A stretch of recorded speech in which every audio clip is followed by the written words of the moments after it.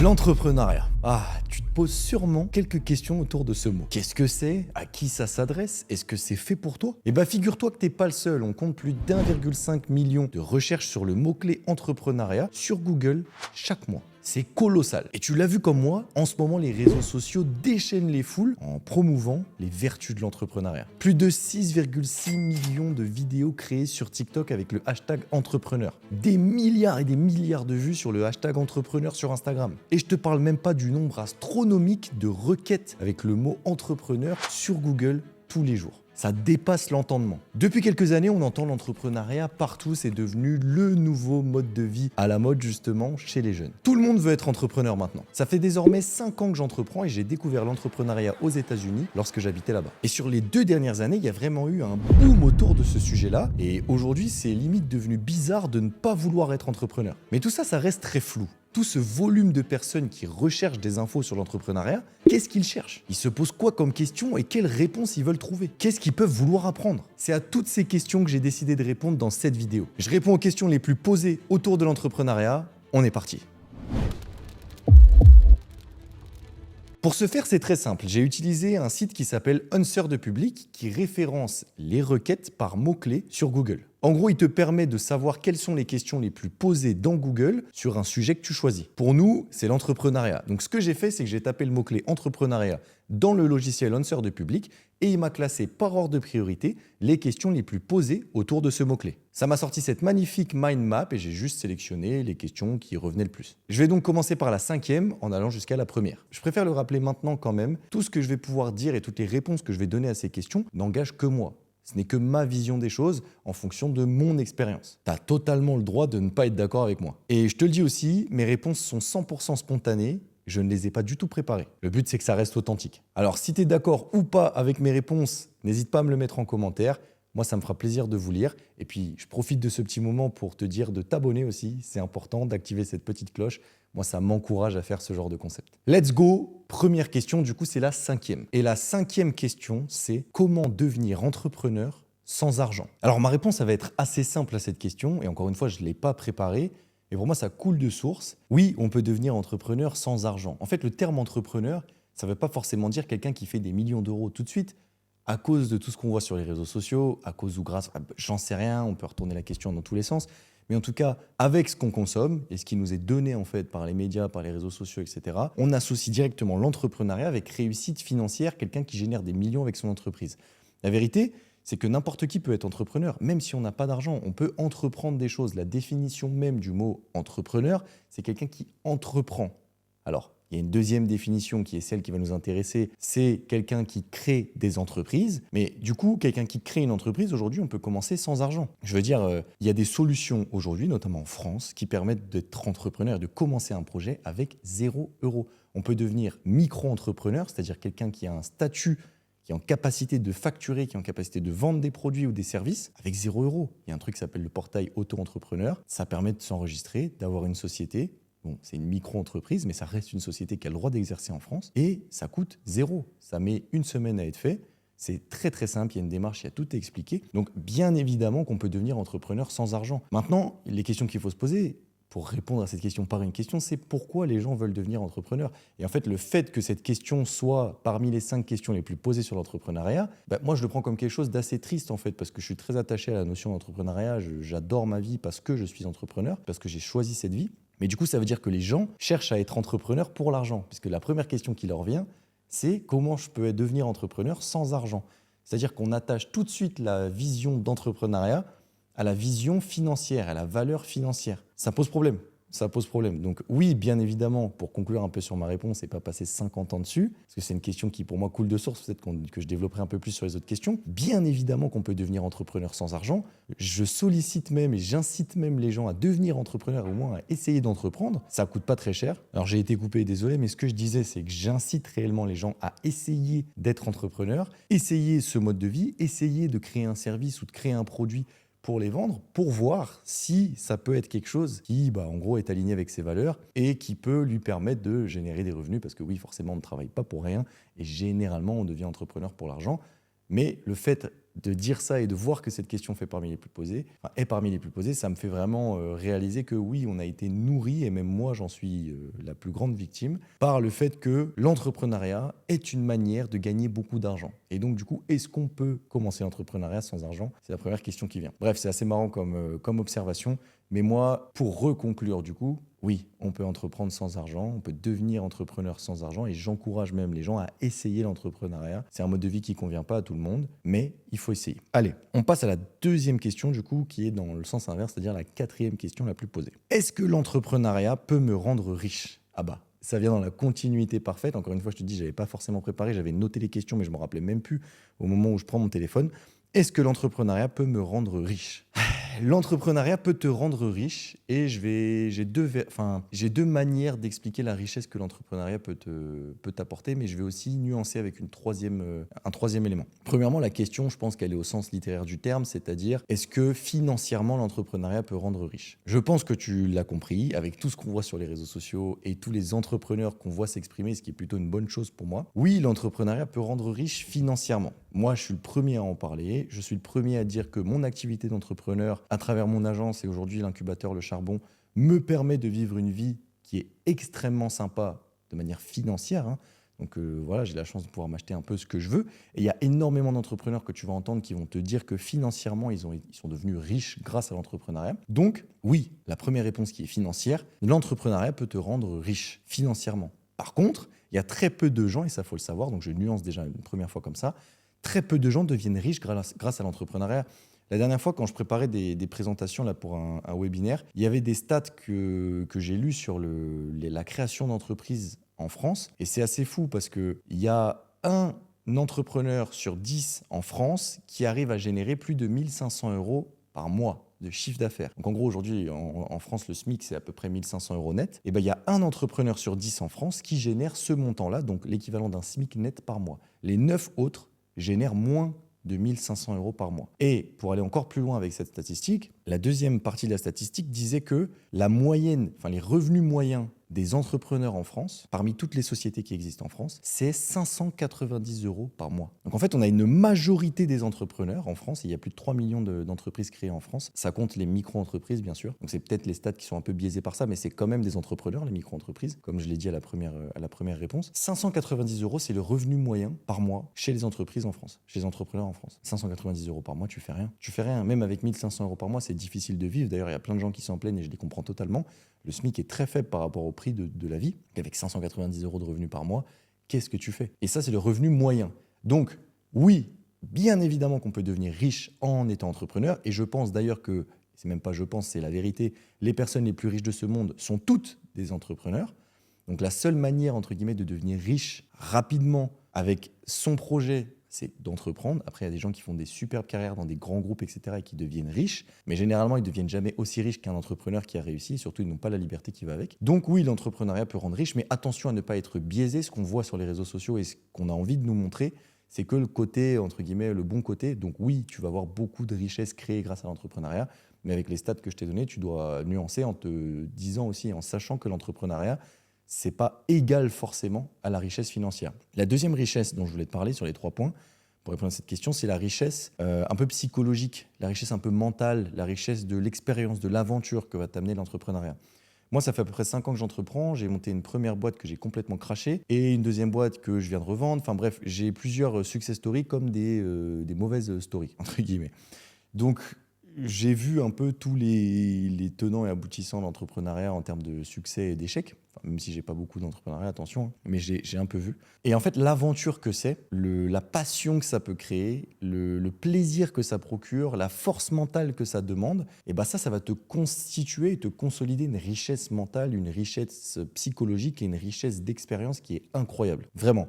Je suis tombé sur un syndrome ou un théorème que j'ai posté d'ailleurs sur LinkedIn il n'y a pas longtemps. C'est le théorème des dividendes des souvenirs. Donc en gros, c'est un mec qui s'appelle Bill Perkins, qui je crois est réalisateur ou producteur de films, il me semble, si j'ai pas envie de dire de conneries, un américain, qui expliquait en fait que les souvenirs, c'était comme dans la finance, les souvenirs versaient des dividendes. Donc comme tu le sais, si tu achètes une action, au fur et à mesure du temps, si tu gardes cette action, ça va te verser des dividendes pour te remercier en fait de détenir cette action. C'est un pourcentage du chiffre d'affaires au prorata du nombre d'actions que tu possèdes.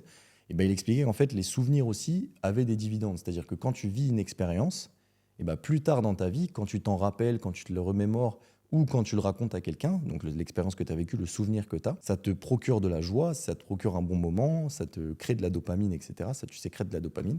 Et donc, en fait, à travers ce souvenir, plus tard dans ta vie, tu vas sécréter de la dopamine, tu vas être content lorsque tu vas le dire, et donc tu vas, en gros, retrouver des dividendes des souvenirs. Donc, en gros, il disait que plus tu crées des expériences, plus tu vis des aventures, plus tu auras des dividendes de souvenirs, et donc plus tu seras heureux, parce que tu généreras ces petites doses de bonheur, à chaque fois que tu y repenses, à chaque fois que tu en parles, plus souvent.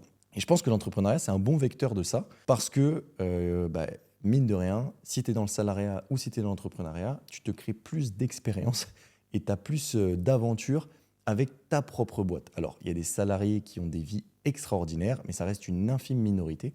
La plupart des postes en salariat n'offrent pas la liberté, n'offrent pas la responsabilité et n'offrent pas l'aventure qu'offre l'entrepreneuriat.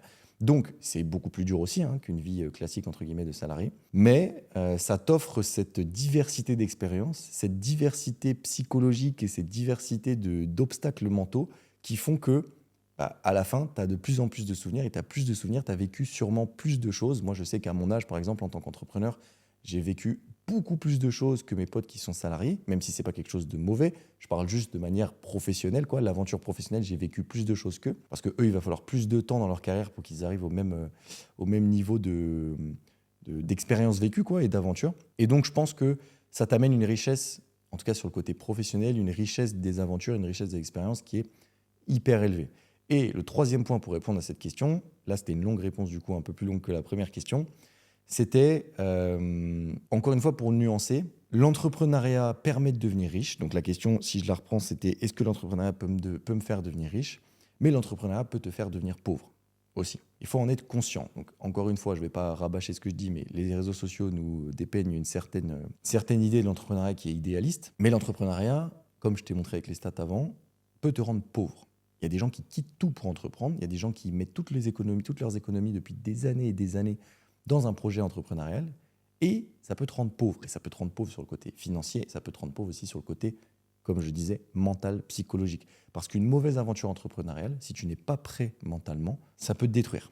Ça peut te détruire psychologiquement, ça peut te détruire physiquement, parce que c'est très compliqué, c'est éprouvant, c'est éreintant l'entrepreneuriat parfois, dans les phases quand ça va pas bien. Donc il faut aussi être conscient que l'entrepreneuriat peut te faire devenir riche. Donc oui, l'entrepreneuriat, si je réponds à la question pour conclure, peut te faire devenir riche, riche financièrement, riche mentalement et psychologiquement, mais peut aussi te faire devenir pauvre avec le revers de la médaille si ça ne passe pas bien, si ça ne se passe pas bien et si tu n'es pas prêt mentalement. Donc voilà pour la 4e question. On passe à la 3e. Qui sont les meilleurs entrepreneurs? Et là, j'avais quand même noté une liste pour te donner un peu mon top 3-4 de mes meilleurs entrepreneurs, en tout cas de ceux que je considère comme les meilleurs entrepreneurs et ceux dont je me suis pas mal inspiré. Alors, qui sont les meilleurs entrepreneurs? Je pense que... beaucoup de gens vont avoir des visions différentes de la mienne, et c'est totalement normal, parce qu'en fait, à partir du moment où on est dans un secteur d'activité, parce que dans l'entrepreneuriat, il y a des secteurs d'activité, on ne va pas forcément regarder et s'inspirer des mêmes personnes. Moi, je suis très inspiré des entrepreneurs qui sont dans la niche, entre guillemets, de la creator economy, donc qui vont créer, qui sont des créateurs de contenu, qui vont produire, mais aussi des entrepreneurs qui sont dans le game des agences, donc de la prestation de services. C'est normal, je fais des vidéos et je possède une agence et j'ai un incubateur d'agence. Donc forcément, je vais regarder des entrepreneurs qui sont dans ce spectre-là. Tout ce qui va être Elon Musk, Jeff Bezos, Phil Knight, le créateur de Nike, etc. C'est des gens qui, bien évidemment, m'inspirent. J'ai lu leur biographie, j'ai adoré lire ces livres-là. J'adore regarder des documentaires sur ces personnes-là parce que c'est le Graal et c'est les meilleurs. Donc c'est le top 0,0001% des entrepreneurs, les Bernard Arnault, etc. Mais ce n'est pas forcément des gens qui m'inspirent dans ma vie de tous les jours. Donc pour moi, ce n'est pas vraiment les meilleurs entrepreneurs, même si financièrement, ce sont les meilleurs. Et en termes de rayonnance, ce sont les meilleurs de manière objective. C'est ceux qui ont le plus réussi, qui ont les capitalisations boursières avec leurs boîtes qui sont les plus élevées. Mais ce n'est pas ceux que je vais regarder. Moi, j'ai noté une petite liste. Alors, le premier, ça va être Anthony Bourbon. Non, c'est une blague. C'est une blague, petite boutade. Non, pas Anthony Bourbon. D'ailleurs, il ne me dérange pas, mais je sais qu'il y a plein de gens qui font des blagues sur Anthony Bourbon, donc c'était une manière aussi de faire une petite blague. Et je trouve que c'est quelqu'un d'inspirant mais je trouve que son histoire de je sors de la rue et je me suis hissé au sommet, elle commence à gonfler un peu. Donc bref, c'était une manière de rigoler un peu et de te surprendre. Par contre, là, je vais passer en mode sérieux avec des vrais entrepreneurs, donc plus de blagues. Mais Gary Vee, c'est un entrepreneur qui m'inspire beaucoup. Gary Vee, c'est un mec qui a créé Vayner Media, donc il s'est fait connaître sur les réseaux sociaux, sur YouTube, il me semble, parce qu'il possédait un magasin de vin, si j'ai pas envie de dire de conneries, il y a une dizaine d'années. Et il a fait complètement exploser ce magasin de vin. Il l'a franchisé, je crois. Enfin, j'ai pas envie de dire de conneries. Il y en a qui me corrigeront dans les commentaires. Mais il a créé un empire. Et suite à ça, il a créé une entreprise, donc une agence de médias. Donc, ils font de la publicité, de la vidéo, etc., du social media, tout ça. Et je crois qu'il fait 600 millions à l'année avec son agence. J'ai pas envie de dire de bêtises, encore une fois, on me corrigera. Je sais plus si c'est 100 millions ou 600 millions. Mais colossal ce qu'il fait. Et c'est un mec, en fait, qui m'inspire. Pourquoi ? Parce que ça a été l'un des premiers à comprendre l'importance et la puissance que pouvait avoir le personal branding sur la vie d'un entrepreneur. Donc en gros, la création de contenu à titre personnel, comme je suis en train de le faire à travers cette vidéo, je fais des vidéos régulièrement depuis 3 ans, moi, ça a une puissance énorme et ça a été l'un des premiers à démocratiser ça, à dire qu'il fallait se créer une personal brand, qu'il fallait créer du contenu tout le temps, qu'il fallait apporter de la valeur à sa cible, à ses prospects. Et donc c'est quelqu'un que j'ai écouté il y a 3 ans maintenant, et c'est vrai que sans la création de contenu, je n'en serais pas là. Donc c'est un mec qui, de par la création de son agence, parce que c'est un crack monumental avec son agence, mais de par aussi le fait qu'il ait compris l'importance de la personal brand et de la création de contenu, notamment sur les formats courts, ça a été un des premiers à dire qu'il fallait absolument publier sur TikTok. Ça a fait que c'est un mec qui m'a énormément inspiré. Ensuite de ça, j'avais noté Iman Gadzhi. Donc Iman Gadzhi, vous connaissez probablement, c'est un mec qui est très très très connu sur les réseaux et sur YouTube notamment depuis l'année dernière. Sauf que moi, c'est un mec, ça fait 5 ans que je le suis en fait. On a quasiment le même âge, je crois qu'on a 1 an de différence. Et du coup, c'est un mec avec qui je m'identifiais énormément il y a 5 ans au moment où j'ai commencé à entreprendre, sachant que j'étais aux États-Unis, donc je regardais beaucoup le contenu anglophone. Et lui, c'était à l'époque pas une tête d'affiche, mais c'était un mec qui était quand même bien connu dans le métier des agences. Et à l'époque, il avait 80 000 abonnés, un truc comme ça, ou 60 000 abonnés sur YouTube, donc il était très peu connu au moment où je l'ai suivi. Et là, il a explosé. L'année dernière, il a 5 millions d'abonnés, je crois, tout le monde le connaît maintenant. Mais ça a été un des mecs qui m'a inspiré. Pourquoi ? Parce qu'encore une fois, à l'instar de Gary Vee, c'est un mec qui a créé une agence, et c'est un mec qui a vite compris l'importance du personal branding. Donc il a directement, dès qu'il avait 15 ans, lui, commencé à créer du contenu sur les réseaux sociaux, ce qui fait qu'avec le temps, il a réussi à réunir une communauté de fous, il s'est créé une image et une autorité à travers ça.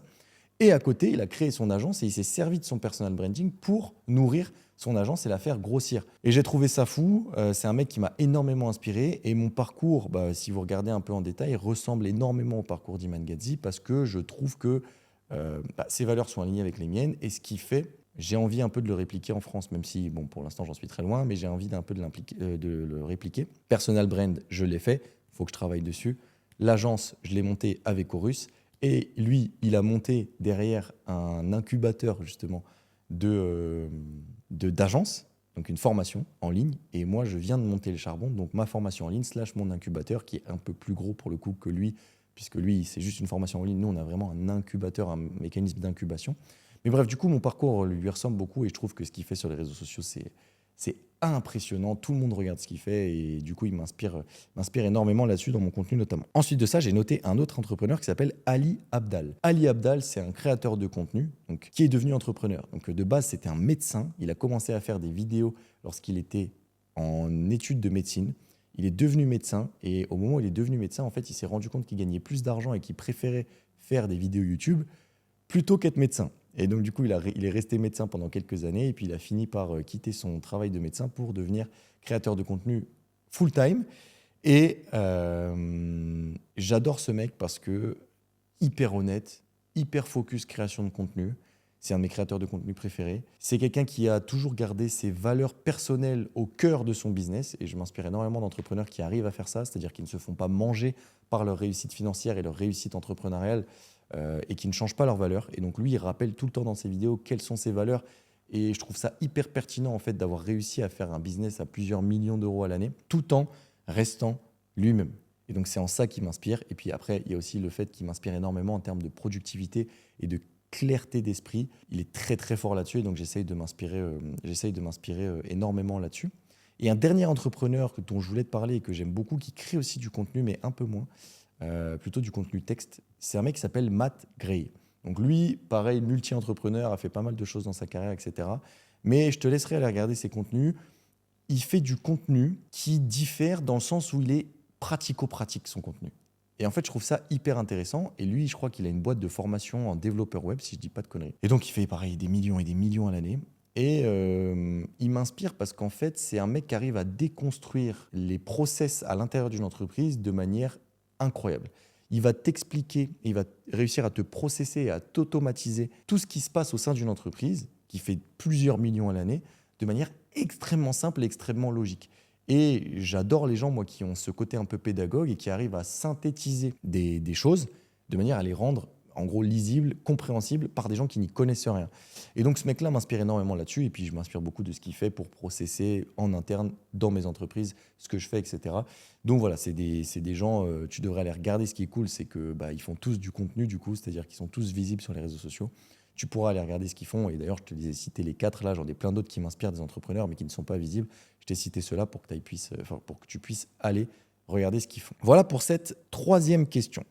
On est à peu près à la moitié. La 4e question, c'est entrepreneuriat ou salariat. Donc en gros, je pense que la question a été posée sous l'angle qu'est-ce qui est le mieux? Est-ce que c'est l'entrepreneuriat ou est-ce que c'est le salariat? C'est une question sur laquelle j'ai déjà répondu et je vais avoir une réponse beaucoup plus courte, je pense, que sur les autres questions. Parce que mon avis est assez tranché là-dessus, et d'ailleurs je te laisserai me dire en commentaire ce que tu en penses. À titre personnel, je trouve qu'il n'y a pas mieux que l'entrepreneuriat. Je t'ai déjà un peu loué les bénéfices de l'entrepreneuriat avec le côté aventure, etc. Je t'ai aussi dit les côtés qui étaient un peu moins bons, le fait que ça puisse te rendre pauvre mentalement, psychologiquement et financièrement. Mais je suis persuadé que l'entrepreneuriat, c'est le mode de vie qui me correspond le mieux à moi et qui est le mieux parce que ça t'offre une liberté, ça t'offre un potentiel d'expression qui est inégalé. Je pense qu'on vit tous sur Terre pour essayer de marquer quelque chose, en tout cas essayer de marquer notre époque, essayer de marquer les gens qui sont autour de nous, essayer de faire en sorte d'être mémorable, quoi. Enfin, je pense qu'on a tous, à certains degrés, envie de faire ça, marquer le monde avec de la bienfaisance, avec notre image. Et l'entrepreneuriat te permet de faire ça. Je pense que le salariat, c'est très compliqué de faire ça. Donc en gros, ça t'offre une liberté, ça t'offre un sens des responsabilités, ça t'offre des ambitions qui excèdent celles que tu peux avoir dans le salariat. Par contre, ça c'est une réponse qui me convient à moi parce que je sais que mentalement, je suis en capacité d'affronter l'entrepreneuriat. Parce qu'avec tout ça, il y a le revers de la médaille. Il y a tout ce que je t'ai dit, la difficulté, les sacrifices, les mauvais moments, la pression. Moi, en vrai, je ne dors quasiment jamais, hein. Même quand je dors, je pense à l'entrepreneuriat, je pense à mes entreprises. J'ai tous les jours des nouveaux problèmes qu'il faut régler. Chose qu'il n'y a pas vraiment dans le salariat. Le salariat, le truc qui est bien, c'est que les gens arrivent à séparer leur monde professionnel et leur monde personnel. L'entrepreneuriat, ton monde professionnel est ton monde personnel. Donc, il n'y a aucune distinction entre les deux. Et en fait, ça t'offre, certes, tout ce que je t'ai dit, la liberté, etc., mais ça vient avec plein de choses.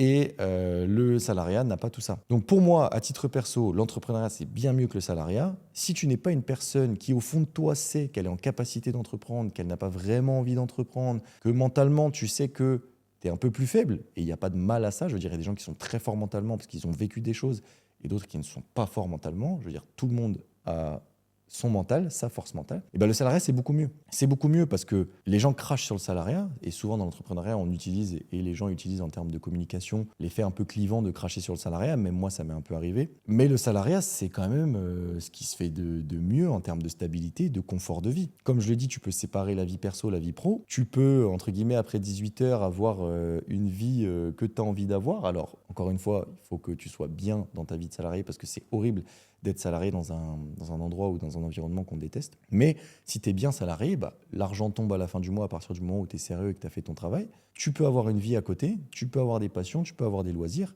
Tu n'es pas forcément obligé de penser à ton travail tout le temps. Tu peux couper. Et donc oui, le salariat a plein d'avantages. Et puis en France, le CDI is king. Le CDI is king. Tu veux emprunter, il te faut un CDI. Tu veux un appartement à louer, il te faut un CDI. Tu veux une voiture, il te faut un CDI. Tu veux faire un prêt à la consommation, il te faut un CDI. Tu veux, bref, n'importe quoi, il te faut un CDI. Donc en France, le salariat, c'est quand même une posture qui est hyper intéressante. Et avant d'arriver au niveau que t'offre, à la confiance, entre guillemets, que va t'offrir la France, que vont t'offrir les organismes bancaires, etc., en tant que salarié, avant d'atteindre ça en étant entrepreneur, il te faut au moins 5-6 ans. Je veux dire, moi, aujourd'hui, je suis incapable de prendre un crédit immobilier sur ma boîte parce que je n'ai pas 3 bilans. Alors que ma boîte est en bénéf, que ma boîte fait des centaines de milliers d'euros de chiffre d'affaires pour l'une et des centaines de milliers d'euros de chiffre d'affaires pour l'autre, j'en ai 2, je ne peux toujours pas prendre de crédit immobilier à titre perso. Je pourrais le prendre avec ma boîte, mais j'ai pas forcément envie de le faire. Je peux pas. Un salarié, il gagne 1500 euros par mois, il peut acheter une maison, il peut emprunter. Donc en fait, le salariat offre des choses que l'entrepreneuriat n'offre pas. Donc si on me pose la question pour conclure, oui, l'entrepreneuriat pour moi c'est 10 fois mieux parce que c'est l'aventure, quoi. Le truc, c'est un jeu vidéo, quoi. Tu commences un jeu vidéo, tu as tout à créer, tu as tout à construire. Et je pense que moi, je suis né pour cette aventure et je n'échangerai pour rien au monde ma vie parce que c'est une aventure tous les jours. Et la nouveauté, même le stress et le mental qu'il faut avoir, etc., les expériences que je vais vivre, ça me fait vibrer. Voilà. Peut-être que dans 10 ans, je dirai autre chose. Maintenant, pour les gens qui ne sont pas comme ça, parce qu'il y en a plein, et c'est totalement normal, le salariat, c'est une superbe option. Et c'est ce qu'il y a de mieux même. Donc, je dirais qu'il n'y a pas vraiment de bon choix. Si je prends de la hauteur et que je suis objectif, que je sors entre guillemets de mon corps et de ma personne, il n'y a pas de meilleur choix. Il y a juste un choix en fonction de la personne. Mais pour Clément, oui, l'entrepreneuriat va être mieux. Donc voilà pour cette question. Question numéro 5. Enfin, du coup, numéro 1. Parce qu'on a inversé. La question la plus posée, du coup, c'est comment réussir dans l'entrepreneuriat. Alors, c'est compliqué, mais pareil, encore une fois, ma réponse va être assez courte. Alors, j'ai dit qu'elle était courte, la réponse d'avant, mais au final, elle était assez longue. Mais là, je vais essayer de synthétiser. J'ai vu une vidéo la dernière fois qui m'a marqué et je vais essayer de te la résumer en quelques secondes, en quelques minutes. Et ça me donnera la réponse à cette question. Comment réussir dans l'entrepreneuriat? C'est simple. Pour moi, un entrepreneur qui réussit, c'est quelqu'un qui voit une problématique profonde chez une niche spécifique, c'est-à-dire chez un groupe de personnes qui se ressemblent, qui a les mêmes habitudes de consommation, les mêmes valeurs, qui fréquentent les mêmes endroits, etc., qui identifient une problématique profonde que ces personnes-là veulent résoudre et pour lesquelles elles sont prêtes à payer, parce que ça leur fait tellement mal, le besoin est tellement profond qu'elles sont prêtes à payer, et qui vient avec une solution qu'il va proposer exclusivement à cette niche de personnes. Et la clé de la réussite à l'entrepreneuriat, elle est là. Le problème, c'est qu'il y a énormément d'entrepreneurs qui entreprennent, encore une fois, pour gagner de l'argent. Et donc les questions qu'ils vont se poser, ils vont se les poser à l'envers. Ils vont se poser comment est-ce que je peux gagner de l'argent? Comment est-ce que je peux créer? Et donc ils vont partir de cette question et donc du coup ça va découler en comment est-ce que je peux créer quelque chose qui va me rapporter de l'argent? Ok, à combien je peux le pricer? Ok, à qui je peux le vendre? Et en fait ils font la réflexion à l'envers. Et ça c'est catastrophe. Et c'est ce que j'ai fait par exemple lors de ma première société. Ce que j'ai fait lors de ma deuxième société qui a été bien mieux, c'est que je suis parti d'une demande. Et c'est ça qu'il faut faire. Et la clé de la réussite dans l'entrepreneuriat, elle est là, partir de la demande. Et une demande qui est existante. Il faut identifier une problématique chez un type particulier de personnes, donc chez une niche de personnes, un groupe spécifique de personnes, identifier cette problématique, quantifier la douleur de cette problématique, donc à quel point cette problématique fait mal, à quel point elle est douloureuse. Plus elle est douloureuse, plus la solution sera en gros révélatrice, elle va soulager, donc elle pourra être valorisée très cher, et plus tu auras du succès. Donc on part toujours de la demande, du pain point entre guillemets, d'un groupe de personnes et on vient offrir la solution à une demande qui est déjà existante. Et on crée une solution qui n'est pas forcément la meilleure des solutions, mais en tout cas une solution. Et ensuite, on viendra améliorer cette solution avec le temps et avec le feedback. Donc il y a une espèce de boucle de feedback qu'on appelle ça dans le business et dans la vision produit du business, une boucle de feedback, donc avec les retours des premiers clients, on vient améliorer notre solution et petit à petit, avec les années, notre solution va pouvoir, entre guillemets, se généraliser, se globaliser, et on va pouvoir la proposer à plus de personnes. Et c'est cette approche-là qui réussit dans l'entrepreneuriat. Et si on regarde toutes les plus grosses sociétés de cette planète, au début, elles adressaient une problématique qui faisait énormément de mal à un type de personnes. Et les gens veulent faire l'inverse. Ils veulent créer l'innovation incroyable, ils veulent créer le meilleur service de tous les temps, l'IA qui va révolutionner la planète. Mais en vrai, si tu veux réussir dans l'entrepreneuriat, il n'y a pas 50 solutions. Je pourrais te faire un pitch sur le SMMA, c'est la meilleure manière de faire. Les agences, c'est la meilleure manière de faire. Je suis assez convaincu de ça. Je pense que l'agence, c'est le meilleur business model à lancer au début quand on n'a pas trop d'expérience. C'est d'ailleurs pour ça qu'on a monté le charbon, pour aider les gens à se lancer de zéro avec le business qui nous paraît le plus facile. Mais voilà, je pourrais te parler de trucs de fou, mais c'est ça, la clé, c'est ça. On part d'une problématique très profonde et très douloureuse. On crée une solution pour un type spécifique de personnes avec une problématique bien nichée. Et avec le temps, on augmente notre proposition de valeur, on la généralise et on propose ça à plusieurs groupes de personnes. C'est tout. Et tu peux me citer n'importe quelle marque dans la planète, n'importe quelle entreprise qui a réussi, elle est toujours partie d'une niche spécifique. La dernière fois, j'ai écrit une vidéo et j'avais fait des recherches pour ça, ça m'avait passionné. Une entreprise japonaise qui s'appelle Kongo Gumi, qui a été créée en 578 après Jésus-Christ. Donc là, la boîte, elle a 1500 ans. et elle fait encore aujourd'hui 40 millions d'euros de chiffre d'affaires, de dollars pardon, de chiffre d'affaires annuel. Et c'est une boîte, elle est spécialisée dans un seul truc, donc elle est nichée, elle répond aux problématiques d'un seul type de personne, c'est la création de temples. La création de temples. Ils construisent des temples. Aujourd'hui, ils construisent des temples pour le tourisme, donc ce qui va être Japon, voilà, les infrastructures touristiques au Japon, etc., pour qu'ils gardent un peu cette âme japonaise, ils vont construire des temples. Et à l'époque,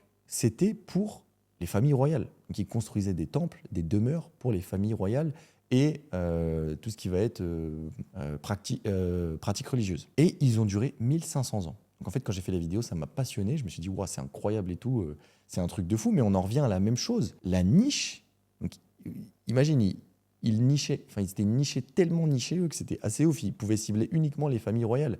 Ils pouvaient se permettre de créer un temple et de construire un temple. Et au fur et à mesure des années, ils ont changé entre guillemets leur niche. Ils ont toujours gardé le même service, mais ils sont toujours restés sur ce constat-là qui est créons une expertise qui va être la solution en vérité à une problématique très profonde d'un groupe de personnes. Aujourd'hui, ils font 40 millions, ça fait 1500 ans que la société existe, elle n'a pas coulé. C'est aberrant, c'est aberrant. Alors ça, c'est un cas, c'est le cas avec la longévité la plus énorme qui existe, mais tu regardes toutes les entreprises, même celles qui font énormément d'argent, Apple, Tesla, Amazon, au début, tu as une problématique qui répond à... Enfin, tu as une solution qui répond à une problématique chez un type de personne. Donc ma réponse à ça, qui serait ma conclusion ultime de mes réponses. Si tu veux réussir dans l'entrepreneuriat, il faut que tu comprennes ce constat, mais au-delà de le comprendre, il faut l'appliquer. Parce que je pense que tout le monde le comprend, tu as déjà dû l'entendre 50 000 fois dans 50 000 vidéos, 50 000 livres entrepreneuriales, mais les seuls entrepreneurs qui appliquent réellement ça, y arrivent. Parce qu'en fait, ce qui se passe, c'est que la plupart des entrepreneurs se lancent en se disant « il faut que je rafle tout le marché, et donc du coup, il faut que je m'adresse à un maximum de monde avec une solution qui va être innovante, etc. » Ils veulent créer la demande. Alors qu'en fait, non, il suffit d'identifier, de localiser la demande et de proposer une solution en face d'une demande qui est déjà existante, avec une solution qui vient résoudre une problématique profonde chez un groupe de personnes en particulier. Ce qu'on appelle un persona. Voilà pour moi la clé de la réussite dans l'entrepreneuriat. Et voilà l'équipe, on arrive à la fin de cette vidéo. Franchement, c'était hyper intéressant pour moi de me poser à moi-même, entre guillemets, ces questions et d'y répondre de manière authentique avec toi, sans préparation. J'espère que tu as passé un bon moment. Dis-moi ce que tu en as pensé. Dis-moi si tu es d'accord ou pas avec moi dans les commentaires. Et dis-moi si tu veux que je continue à faire ce genre de format. Je te dis à très vite pour une prochaine vidéo. Si jamais tu veux en savoir plus sur mon incubateur Le Charbon, je te mettrai un lien dans la description. Et je te souhaite force et honneur dans tous tes projets.